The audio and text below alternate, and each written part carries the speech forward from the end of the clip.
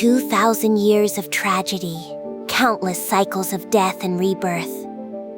All of it leads to one impossible miracle. The world is about to witness the birth of Chloe, the true hero. Before we jump in, thank you for following this story with us. These episodes take real AI processing, rendering, and editing time to make. If you want to help keep them coming, subscribing makes a real difference. Now, back outside the ruined cathedral. Shion and Ranga have been pushed to their absolute limit by an enemy who thinks his shell makes him untouchable. Shion is about to prove him wrong. Razul's point-blank blast sent Shion and Ranga straight through the wall and out into the open air.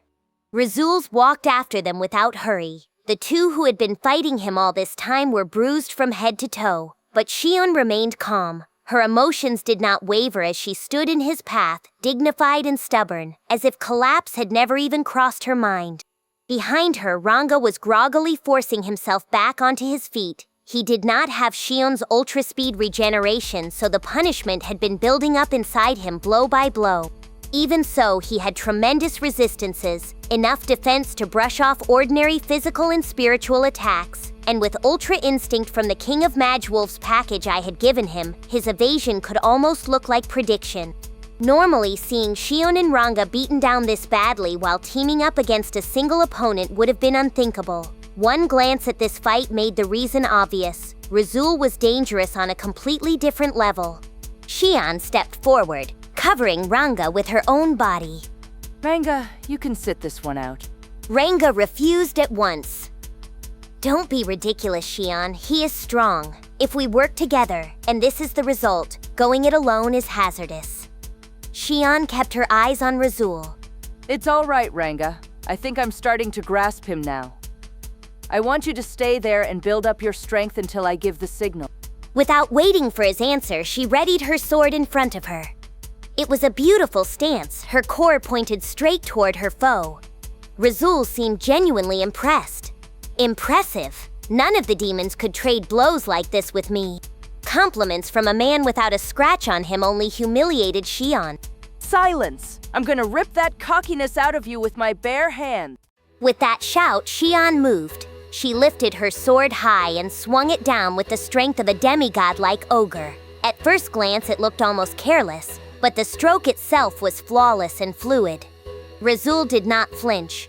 A sharp impact rang out as the exoskeleton protecting him deflected the blow. As an insectoid, Razul was covered from head to toe in armor harder than steel, giving him terrifying power without any extra weapons or equipment. Even the magic Ranga had thrown at him bounced harmlessly off the surface. That exoskeleton generated some kind of special force field, and nothing had broken through it yet. Razul parried Shion's attack with his left arm, then used her momentum to drive a punch toward her with enough force to crush rock. A normal human would have been torn apart. The Shion of the past might have simply taken the blow, thinking she would either endure it or die. But the Shion in front of him had matured. Teaching others had taught her to see more of the battlefield. If she died here, their entire side would suffer. Even if she could not win, if she could stretch the fight long enough, someone would come. She could believe that now, so her focus shifted from blind victory to survival. That was also why she wanted Ranga to rest. If she forced him to keep moving now, he might be too worn down when the decisive chance finally came. Shion resolved to bear the full brunt of Razul's attacks while she still could. Of course, that was not her only reason. Inside, Shion's defiance was still burning. Now to earn my victory and win Sir Rimuru's praise. Survival came first, but victory had not left her mind for an instant. That growth gave Shion more room to think, and that room was making her dormant talents bloom. Her way of fighting had changed. She was faithful to Hakuro's teachings now, relying on skill instead of brute force, and her battle with Razul was polishing that style even further. Her traditional sword movements were as beautiful as a master fighter's, real technical skill layered over her impossible violence. The results began to show. A shockwave burst from Shion's sword as she hammered it downward and leaped at Razul. To him, it was little more than a smokescreen, but the distraction let her close the distance. She followed with a flowing attack. Razul parried again, but this time he could feel his arms beginning to numb. Shion's skill had risen in the middle of the battle. She was still growing. Shion's will pushed forward. Not yet. I'm not done yet. That strike carried the effects of her unique skill, Master Chef. She had come up with a way to use guarantee results to crack Razul's thick exoskeleton. She was deflected again and again, but she did not stop. She kept smashing her great sword into the same point, thinking of nothing except destroying that shell.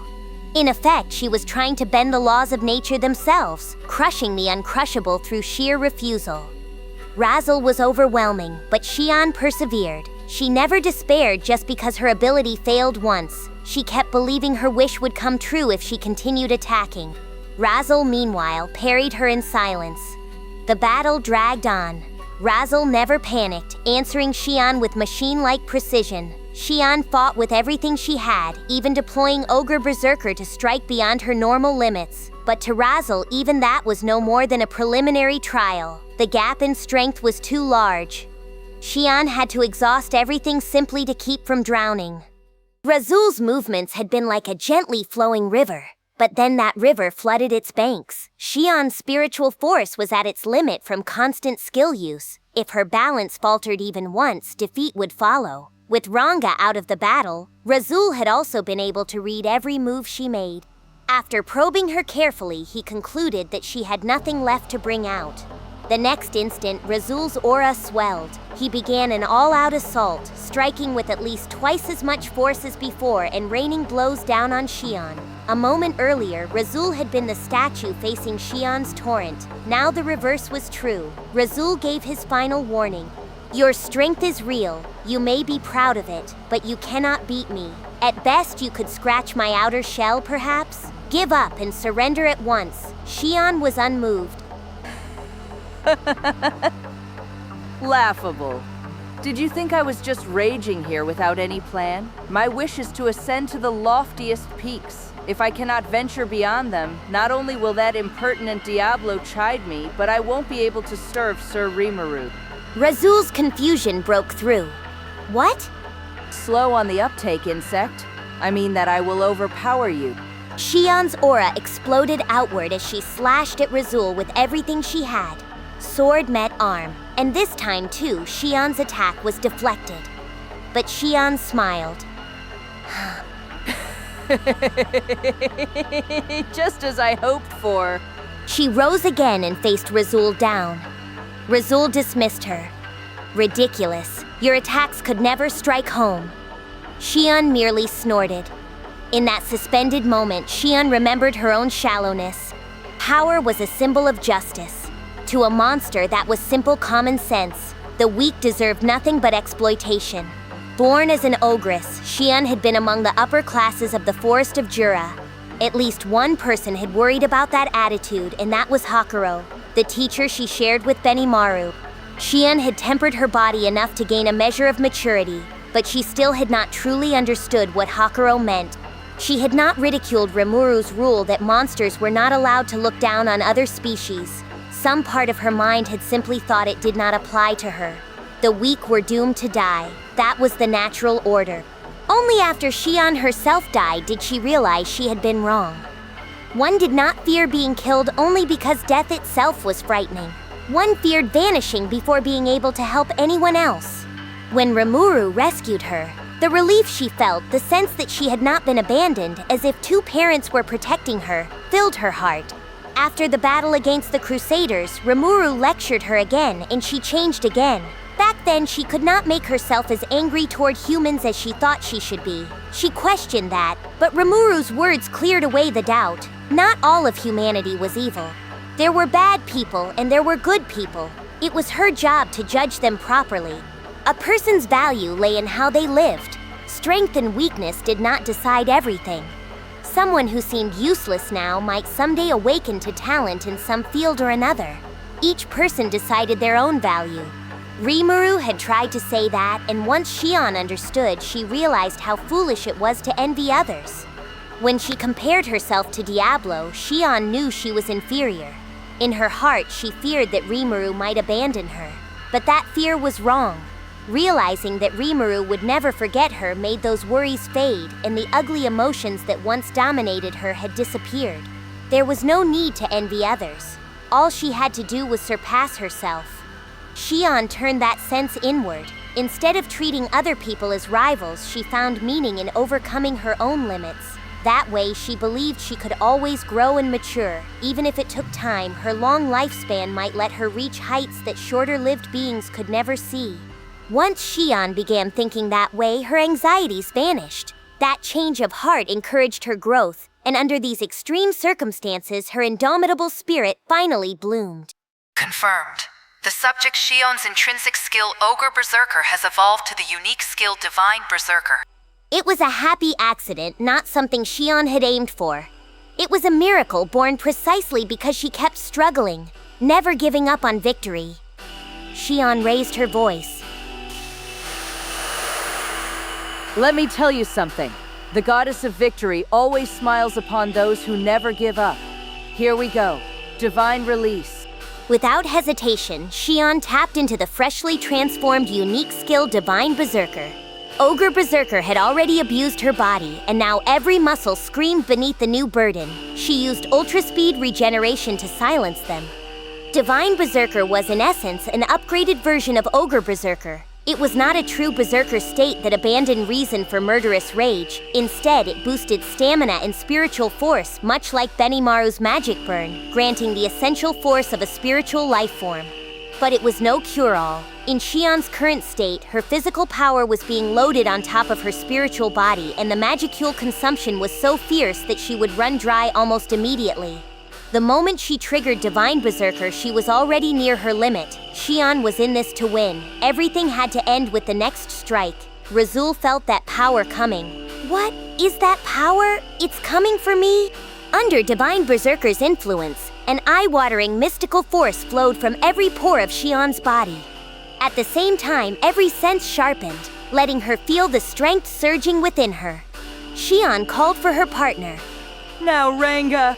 Ranga answered immediately. Yes. Shion lifted Gorokimaru version 2 high with both hands. A blast of dark lightning charged up by Ranga descended upon it. He had waited for the exact moment to unleash it, and it was the strongest force he could produce right now. Ranga believed in Shion. Even if that lightning harmed her, if this was her will, he would not hesitate. Razul realized the danger too late. You impudent, my shell. Shion had no time for his words. Chaotic fate. Her will now had the power to alter the results of every kind of natural phenomenon. She poured all of it into her lightning-infused sword and drove the blade down from above. Razul's exoskeleton had blocked every attack from Shion, but on his left arm there was one scratch. That was all Shion needed. If something had worked before, even a little, she could use optimal action on it. Combined with guarantee results to guide her hand, that was the true worth of her Master Chef unique skill. With a flash, the broken blade flew into the air. Shion's sword had finally been smashed in two.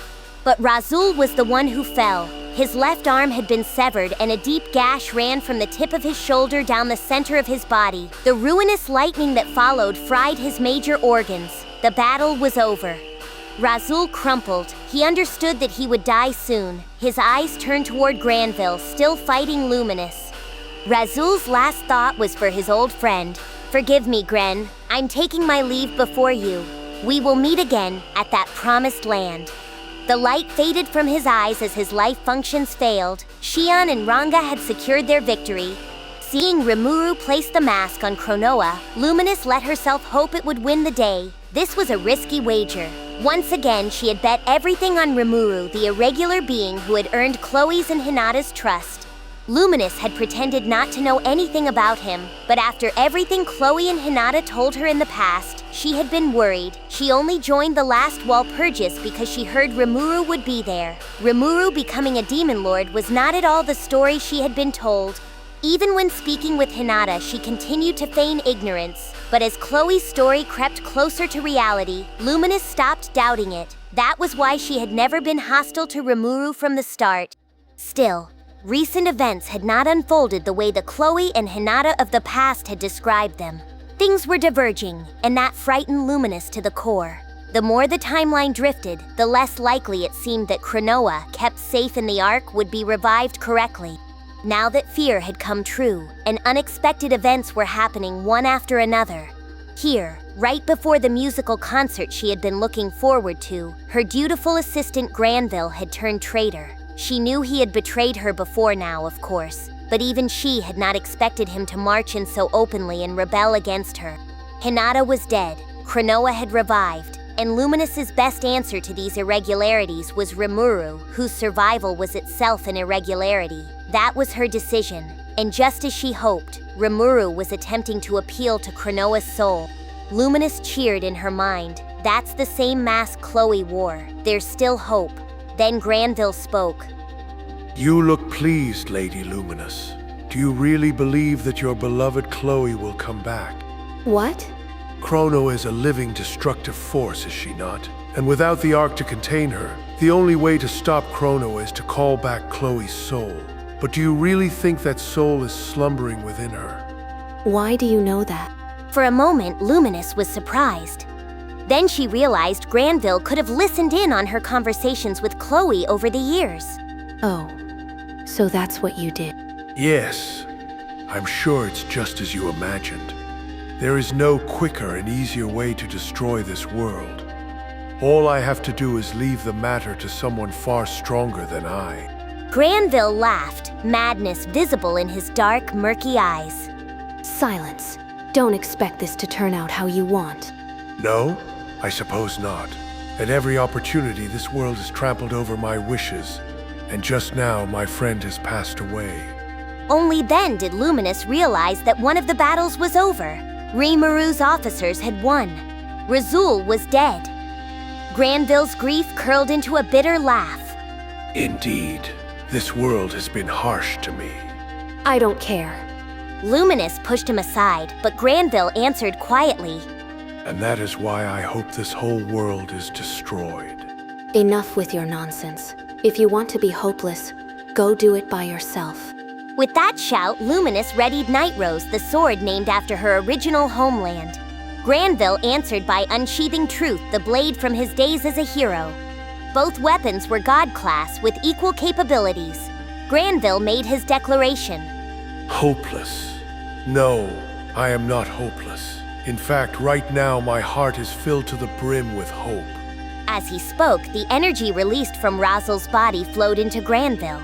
It was both Razul's strength and his soul. Now Granville had Maria's power, Razul's power, and his own, all pulsing inside him and creating a new hope. Confirmed. Conditions met. The unique skill Nefarious has evolved into the ultimate skill Sariel, Lord of Hope. Granville, too, was reaching dizzying heights in this battle, the ultimate peaks only the chosen could reach. Sariel, Lord of Hope, worked in terms of life and death, much like Luminus's Asmodeus. Now they were a true even match. Granville stood silently and turned his dark eyes toward her. I am ready, Lady Luminus. It is time to break the cycle of fate and finish things. So it is. I will accept your resolve, and worry not. I promise that I will kill you. They faced each other. It was a battle between two people awakened to ultimate skills, and it ended in an instant. There was a single crimson flash as Luminus's Night Rose danced through the air. Granville's Truth Blade took the blow with a gloomy blue trail of flame. Requiem for the dead. Fortitude. It was a head-on clash between Asmodeus and Sariel. Under matching conditions, the one with the stronger will would win. Granville, the nefarious hero, had every reason not to lose. And yet, when the clash ended, Luminus was the one still standing. After putting the mask on Cronoa, I focused my consciousness and began diving into her spiritual realm. Not that I was doing the controls myself. Raphael was handling that part. I expected complete darkness, but the place was bright. There was no visible light source, so I assumed this was an imaginary landscape. I jiggled along, trying to move myself forward mentally when I realized Shizu was walking beside me. Hey there, slime. It's been far too long. Or no, wait, it's Satoru, isn't it? Seeing her made me nostalgic, but it also made me a little embarrassed. I tried to joke it off.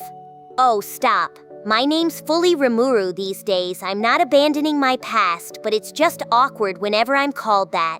It was not that I wanted her to call me Rimuru. Absolutely not. No way. Still, this imaginary landscape was convenient. If you felt lonely, you could even have dead people drop in for a visit. Shizu was not wearing her mask. Her face was visible, all of her burns gone, and it made me realize all over again how pretty she was. My own look was modeled after hers, of course, which often made people assume I was this fetching young lady.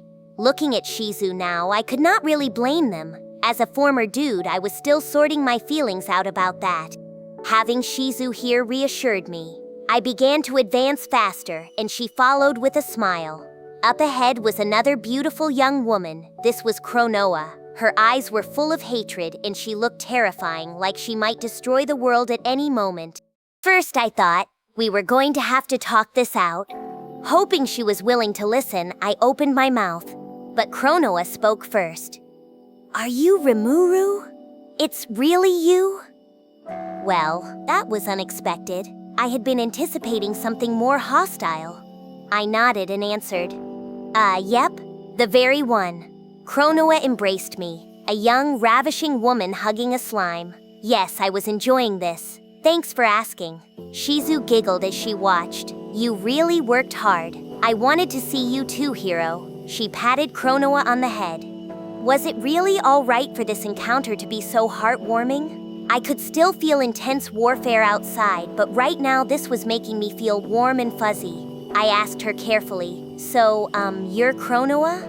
Looking at her, I was starting to think Cronoa was just Chloe grown up. They really did look alike. Yes. My name is Cronoa, an embodiment of corruption shut inside Chloe. At the same time, I'm kind of her alternate self. If Hinata didn't name me, though, I don't think I would have had sentience like this. Oh, I see. I had no idea what was going on, but I could tell there was a complicated backstory involved. I began. All right, so what you're trying to do? If she intended to destroy the world, I would have to stop her with everything I had. If she was Chloe's alter ego, I needed to get Chloe into this scene and perform a switch. That was why I cut straight to the point. But Cronoa shook that fear away. It's fine. I've had enough of that. You're safe after all. Cronoa sounded perfectly calm and casual, even though that almost made it creepier. I had been through all kinds of tough scrapes by now, and I survived them all. If anyone wanted to put me in more danger, I had to say no thank you. I answered, well, sure, I've always been safe, so... Cronoa raised her voice. You say that, but you sacrificed yourself to save me. Sacrificed? I was not sure what set her off, but maybe I ought to apologize. Sorry. I'll be more careful next time. Cronoa searched my face. Really? You promise? So I promised Cronoa I would not do anything reckless. I was totally lost. It was not like I was trying to be reckless. But hang on. If Cronoa had memories from the future, was she talking about something that was going to happen to me? That possibility is likely. Aw, man. Really? That sucked to hear. Or maybe it was the other way around. I had to be glad I learned it. I swore not to pull any reckless moves no matter what. I waited for Cronoa to calm down before asking the important question. So speaking of Chloe, do you know where she is right now? That, and was Hinata here too? I was in a rush, but I wanted to be careful. If I got on Cronoa's bad side, I might lose my chance to get more information. Fortunately, that worry was useless. Cronoa answered readily. She went astray into the unlimited imprisonment deep inside my heart. I'm supposed to be the one locked in there, but two of the same being can't exist at the same time, so we got swapped out. That readiness made it look like Cronoa cared deeply about Chloe. She seemed to see herself as Chloe's support, with Chloe as the main personality. I felt safe believing that, so I moved to the next question. And what about Hinata? Cronoa hesitated. Hinata. Well, her answer was shocking. She told me Hinata was already dead. I asked, what do you mean? Luminus told me Hinata jumped back in time with you, so she should have been fine. Cronoa corrected me. You have it all wrong, Rimuru. Hinata died right here. Granville's attack can crush people's souls as well. That's why Chloe absorbed Hinata's soul and jumped back into the past, but Hinata couldn't withstand the time leap. Huh? No, but Luminus and Hinata had conversations, loads of them. And besides, I pressed her. Wasn't it Hinata who named you Chronoa? Chronoa nodded. Yeah, I blurted. So in that case, Chronoa's sadness deepened. Hinata's consciousness alone was stored in her unique skill, the remains of her soul. That's why I could never take in her measurer. If I did, her sense of self would completely vanish. The sadness behind Chronoa's words showed me she was telling the truth. But hang on, Hinata's consciousness stayed here because her skill was rooted in her soul. If we planted that skill back into Hinata's body, wouldn't that revive her? Chronoa understood what I was thinking and answered. I understand what you mean, Rimuru. I, or Chloe, thought the same thing, but it just won't work. Like I told you, the remains of Hinata's soul are locked in the unlimited imprisonment too. Everything in there is chaotically mixed together. I was born from that, so I hate to say this, but Hinata's measurer is probably already integrated with everything else. If Hinata had will and energy on the level of Veldora, that might have been different. But she was a saint, still human, and Chronoa believed the unlimited imprisonment was too much for her to withstand. We had Hinata's body right there. If her soul was safe, we could revive her. And yet, Shizu smiled calmly and refused to let us sink into grief. No, it's all right. Hinata's a really strong woman, so I'm sure she hasn't vanished yet. So let's call for her together, okay? My anxieties faded. We could grieve after we saw the result. I said, yeah. You're right. Chronoa, I want to rescue Chloe and Hinata from the unlimited imprisonment, but is there a way we can do that? Chronoa considered it. Well, I'm calmer now, so I think I can pick up on the other Chloe's presence. But it's gonna be hard to unlock the unlimited imprisonment. If we do that, I'm pretty sure that will destroy our body. When I asked what she meant, Chronoa explained that unlimited imprisonment held all of their vast energy. I had forgotten that Chronoa was the one controlling the younger Chloe's powers. If we released energy on Veldora's level, we might vaporize Chloe's body. And right now, we had no way to verify whether Hinata's heart was still there. We would have to trust Shizu's confidence for now. So if I wanted to nimbly control unlimited imprisonment's energy while extracting Chloe and Hinata from inside it, could I use Raphael to intervene? Could it probe around without breaking the whole thing open? Negative. As it stands currently, this is not possible. We do not have access to the data particles, the smallest unit we can interact with. Raphael could unlock unlimited imprisonment, but since we could not access the information inside, that was all it could do. Veldora, who revived himself, was apparently a unique exception. Then Chronoa made an unexpected offer. All right, in that case, let me reassign that access. You have my permission to do whatever you want, Rimuru. Huh? Chronoa explained that data particles were even smaller than spiritual particles, their mass almost zero, and they existed in everything in the world. It was possible to observe them, though only in spaces like my stomach or Chronoa's unlimited imprisonment. They were the units Raphael apparently worked with when organizing my skill sets. Now that we had the permission of unlimited imprisonment's owner, Raphael had the right to interact with it. Report. Consent received. Commencing intervention. Was it me, or did Raphael sound almost joyful? This must have felt like messing around with my own skills. Things moved extremely fast after that. Before I could even try to stop him, Raphael was fully in his element. Complete. The unique skills, Unlimited Imprisonment and Absolute Severance, will have Measurer added to them. The resulting sacrifice of energy will trigger an evolution to an ultimate skill. Raphael kept going without even giving me the usual yes or no prompt. Then again, maybe asking me for approval was the wrong idea. These were not my skills after all. Wait, wasn't this kind of weird? Despite my worries, Chloe's, or Chronoa's, power was soon reborn into the ultimate skill Yog-Sothoth, Lord of Time. Better yet, Chronoa, who had been a conscious body and an alternate version of Chloe, was optimized into an informational body known as a Manas. She could now switch with Chloe at any time. Was it really okay to let Raphael go wild like this? I honestly wanted someone to stop me, but no complaints came. Cronoa hugged me again. You're always so reckless, Rimuru, but I still love you so much. She kissed my right cheek, and then Chloe's voice broke in. Hey, Cronoa, you can't just jump in front of me. I detected something soft on the other side. Chloe hugged me too and kissed me. Even more amazing, Chloe also looked like a grown-up. Almost a twin to Cronoa and just as stunning. I was really starting to love these imaginary landscapes. It was a shame this was not real life, but being surrounded by beautiful women was never a bad thing. I almost wished I was a human in this vision, maybe even the old me back when I had a normal human body. As I let myself bask in those peach-colored fantasies, Shizu looked down warmly at me, and so did someone else. Well, aren't you sitting pretty, Rimuru? You don't even know whether I can come back, but I can see that's not bothering you too much. It was Hinata. No, now was not the time to get carried away. I cleared my throat, my embarrassment obvious. Still, Hinata looked as pretty as ever. Should I start by complimenting her?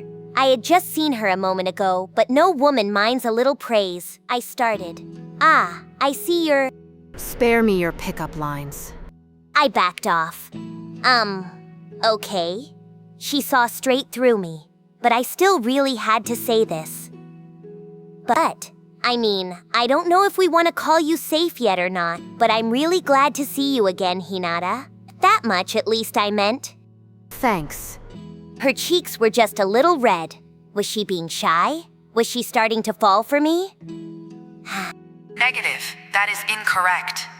Yeah, no way. Besides, she was already ignoring me and celebrating her reunion with Shizu. Her attitude had dropped away and her eyes were tearing up. Hinata apologized to Shizu. I'm sorry, Shizu. I didn't want to cause trouble for you. Shizu answered softly. I know, Hinata. And I'm sorry I never noticed at the time. Also, thank you. You were the hero who rescued me from Leon's castle, weren't you? That's right. Seeing them embrace, I was about to cry too. Shizu spoke earnestly to Hinata. You really are a strong girl, Hinata. I think it was Majura, the unique skill you created that allowed you to keep it together in there. She might have been right. Hinata certainly had not changed at all. I lost one of my other powers, though. Shizu kept her smile. Well, that just means you don't need it any longer. You simply need to keep growing, all right? And face up to yourself. But can I really be resurrected? Shizu reassured her. You're fine. You believe in it too, don't you? Well, kind of. Shizu and Hinata turned their eyes to me.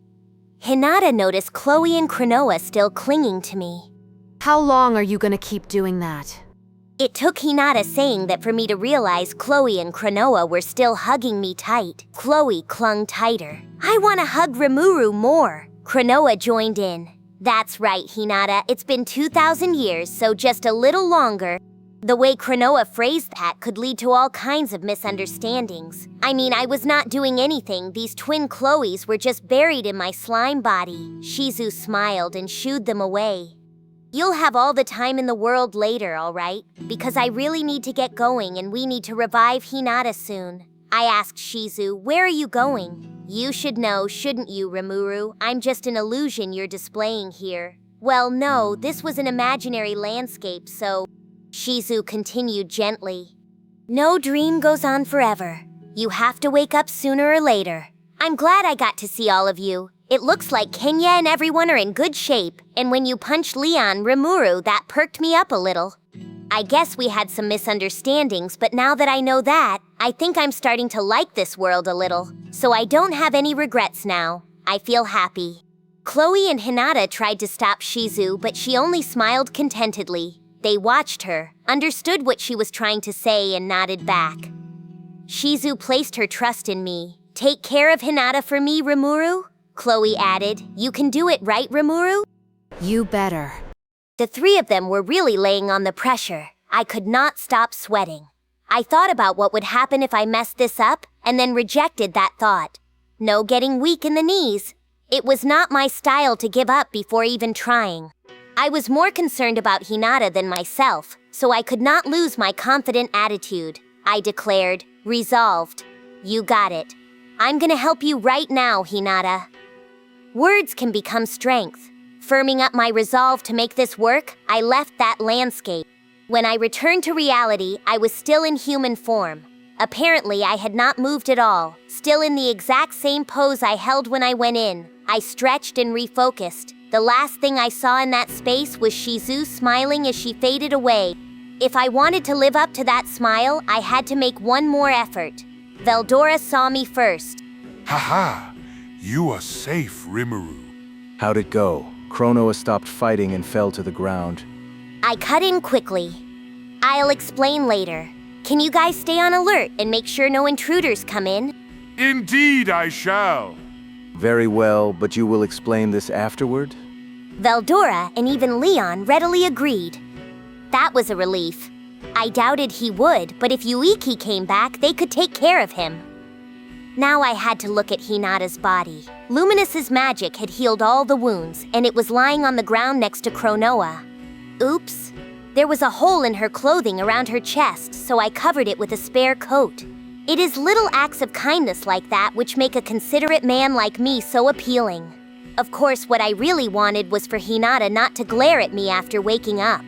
I tucked that thought deep inside my mind. Now for the main event, resurrection magic. That would be a tall order if I tried it alone. I had helped Hinata's consciousness surface, but her measurer, the core of her real self, was still inside Chloe's Yog-Sothoth. It had been absorbed to keep from disappearing, and separating it would be difficult. I needed to prepare replacement energy, make the swap, and cast the resurrection spell all at once. That meant I needed help. I called out, "Lend me a hand in resurrecting Hinata, Luminus?" Granville was on the ground, spitting blood. After Luminus's strike, his vitality was draining away, but his expression was serene. Gah. Well done, Lady Luminus. Luminus could hear what Granville wanted to tell her. If you cannot overcome even this adversity, it will be impossible to protect humanity. If so, we may as well have our hero protectors destroy the world. Luminus understood that he had pinned his final hopes on her. She had accepted that, as proof, and as her answer to his feelings, she had faced Granville and struck him down. Now she understood his emotions all too well. Granville did not want Chronoa to go berserk. He wanted her awakened correctly so she could give humanity hope. His awkwardness remained after 1,000 years, and it made Luminus feel a little lonely. Granville forced out the thought that remained. My hopes are nothing compared with the heavy weight of time she bears. With her joining you and the demon lord Rimuru. In this merciless world, justice without power was meaningless. Even someone with Granville's strength was left to lament his own weakness. Then Luminus heard my voice. I wanted to resurrect Hinata, which meant I had successfully awakened Chronoa, or Chloe. Luminus praised me in her mind. I knew I could rely on him. He actually did it. Then she spoke to Granville. You have fulfilled your role well enough. Allow me to handle the rest. Just sit back and relax. With that, she turned toward me. Her strike had been fatal, but even before it landed, Granville had exhausted all his life force. He was far past his natural lifespan, and not even Luminus could extend it any further. It would have been different if he had wanted to become a monster, but Luminus knew he did not wish for that. Granville called to her again. Before you go, one more thing, Lady Luminus. What? I want to give my hopes to her. Luminus hesitated. She was not sure whether to allow it. There was always the danger that Granville would try something, but she decided to hear him out. That was her softer side, and her generous one. All right. Ah, bliss. Taking the hand Luminus offered, Granville shed tears of gratitude. Even as he did, his body began to glow and turn into tiny balls of light before dissipating. Luminus gave him one last mercy. Sleep well. As if guided by her voice, the former hero who had fought for years upon years was released from fate and scattered across the world. Luminus approached with her usual pomp. Right, here I am. Only Luminus could say it that way after an epic battle. There was not a single tear in her clothing. She must have won big, which made sense. but I really wished she could have arrived sooner. What? Is there a problem? No, nothing. I could not bring myself to yell at her about it. Maybe that was my classically Japanese don't rock the boat attitude surfacing. But enough of that. We had to save Hinata. I told her, I'm going to intervene in Chloe's unlimited imprisonment, so I want you to retrieve Hinata's soul while I do. If there's not enough energy... Don't worry about that. I'll handle it. I appreciated that. Luminus really was a talented lady. We got right to work. I held my hand over Chronoa's inert body, pointing out the location of Hinata's soul to Luminus. With a skillful touch, she immediately began performing some kind of action on her. Magic or a skill? Probably the latter. Rebirth. She activated her power.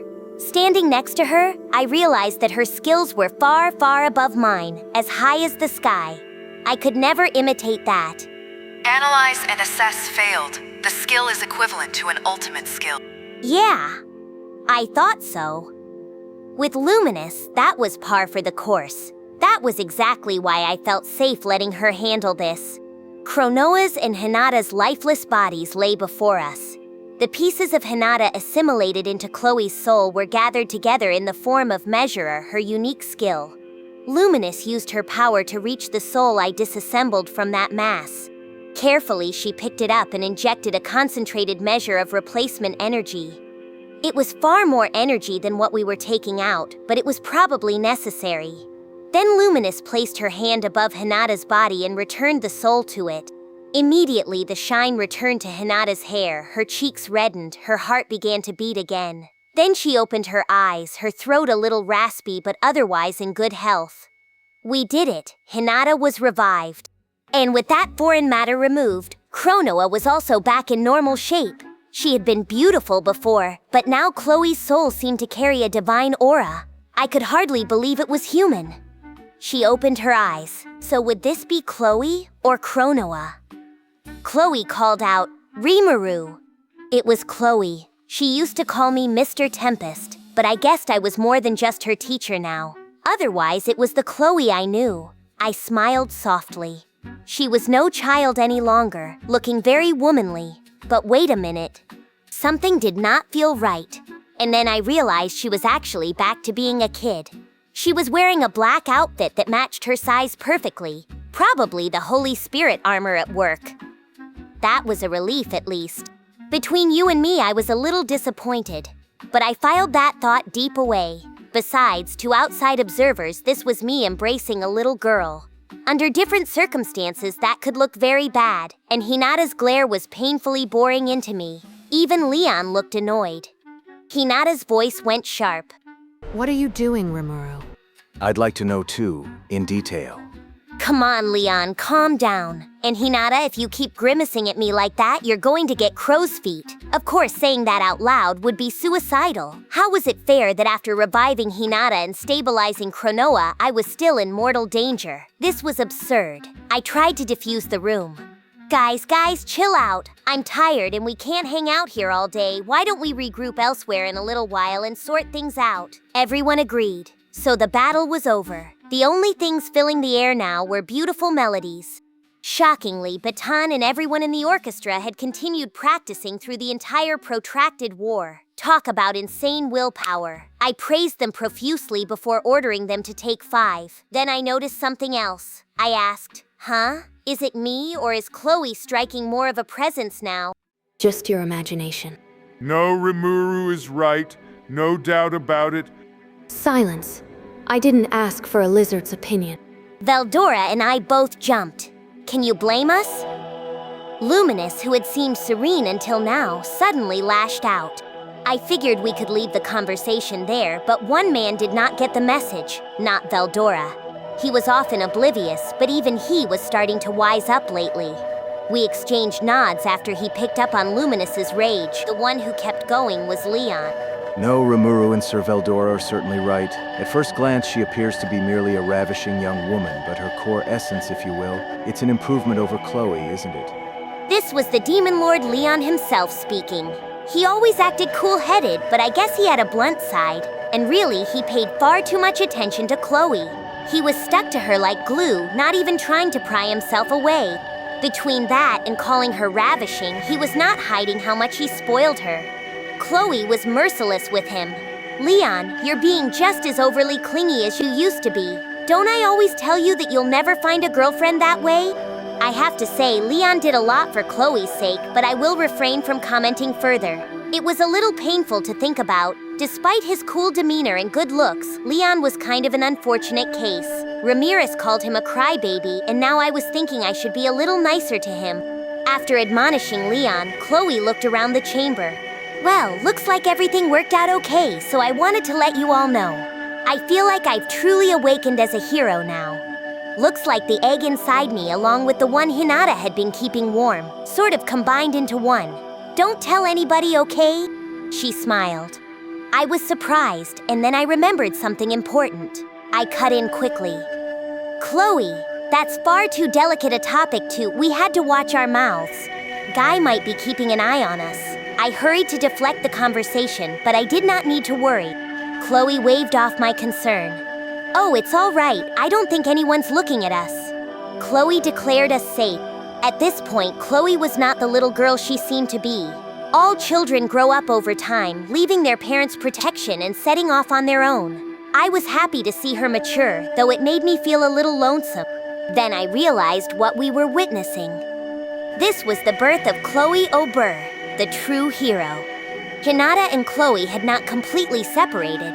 The hero's egg Hinata had begun nurturing was still inside Chloe. Now she was one woman with two eggs, an impossible miracle that led to a hero unlike any other awakening. Or maybe not. This was not a miracle that came out of nowhere. With Chloe's unbending will, it was only natural that she made it happen. Despite endless cycles of death and birth, Chloe overcame them all and still kept her straight-minded, innocent purity. That will, powerful enough to push aside hopelessness, was what engineered this result. Only then did I see from the bottom of my heart how great she was. I had to speak up. I told her, "You really worked hard for this. I could learn a thing or two from you. From now on, I swear that I'll never give up, no matter what." I meant it. Chloe answered, "You got it." Seeing Chloe smile and nod, I made a second promise to myself. From now on, I would never let anything cloud that smile of hers. Of course, I could not be rosy about everything ahead. I knew some force out there wanted me dead, and I had to consider my response. Right? Affirmative. You must take every possible precaution. These events made me realize that if I was defeated, it was no longer only my problem. Once again, I resolved in my mind to never show mercy to my opponents. Understanding other people's principles is important, but if overvaluing them leads to sacrifice, that is putting the cart before the horse. I will take any measure for the sake of victory. I made that secret promise to myself as I returned Chloe's smile. Later, after the battle, the aftermath narrowed into a quiet coda instead of another act. That night, we made a quick comparison of notes, planning to discuss the finer details another day once things settled down. From Leon, I learned about his relationship with Chloe. They had once been childhood friends, practically raised like brother and sister, but he would not go into more detail. Chloe probably forgot all about it, so it remained a mystery, although probably not a major one. As cool as Leon was, there was no end to his doting on Chloe. His dedication might have been on an even more dangerous level than Trainee's devotion to Ramirez. He would say things like, "I swear my allegiance to you," with a straight face. I was sure Chloe would laugh it off and say, "I'll pass." Speaking of Chloe, it turned out she could take the form of an adult woman too. Cronoa's consciousness was alive and well, and now she and Chloe had a rapport much like Raphael and me. They could switch control of the body easily, and whenever Chloe entered a serious fight, she could merge her consciousness with Cronoa and return to her true form. Of course, staying adult all the time would confuse the other kids, so she told us she would stick with being a child for now. Luminus, meanwhile, told me about Granville. I suppose it was the loss of his wife that truly drove him mad. And when Maribel, his final hope, died, he went crazy all over again. But then I believe he regained his sanity. Serious, sincere, awkward, and clumsy. That was Granville Razul. When his wife Maria died, he broke down over being unable to protect the woman he loved. He pinned all his hopes on Maribel, but then she took me on and lost. I suspected Yuki may have killed her, though I had no proof. To Granville, the details did not matter. Maribel was dead, and that loss actually made him regain his sanity. Talk about ironic. Once he regained his senses, he came up with a plan to awaken a true hero, a strategy that could destroy the world if it failed.